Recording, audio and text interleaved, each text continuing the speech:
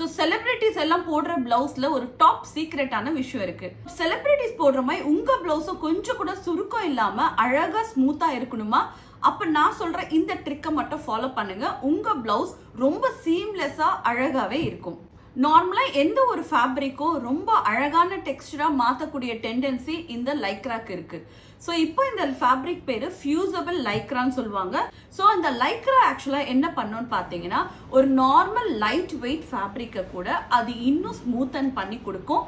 Dexter அதனால இன்னும் enhance ஆகும். ஸோ இந்த மாதிரி லைக்ரா போட்ட ஃபேப்ரிக்கை நீங்கள் கட் பண்ணி ப்ளவுஸ் பண்ணும்போது அது கொஞ்சம் கூட பாடியில் க்ரீஸ் கொடுக்காது. நம்ம நார்மலாக ஒரு ப்ரொக்கேட், பனார்சி இல்லை சில்க் காட்டன், ட்ரா சில்க் இந்த மாதிரி எந்த ஒரு ஃபேப்ரிக்கில் வேணால் இந்த லைக்ராவை அயன் பண்ணலாம். லைக்ரா ஃபேப்ரிக் போட்டு அயன் பண்ணும்போது உங்கள் ஃபேப்ரிக் வந்து நார்மலை விட கொஞ்சம் ஹெவியாக மாறிடும். அண்ட் ஆல்சோ இது வந்து பாடியில் ஏறும்போது ரொம்ப ஸ்டிஃபாகவும் பாடியில் கொஞ்சம் கூட க்ரீஸ் விழாமல் பார்த்துக்கும். ஸோ நீங்கள் எப்படி கட் பண்ணுறீங்களோ அதை வேர் பண்ணும்போதும் அந்த டெக்ஸ்டர் அப்படியே தான் இருக்கும். ஸோ உங்களுக்கு எங்குமே சுருக்கம் வராமல் பிளவுஸ் ரொம்ப சீம்லெஸ்ஸாகவே இருக்கும்.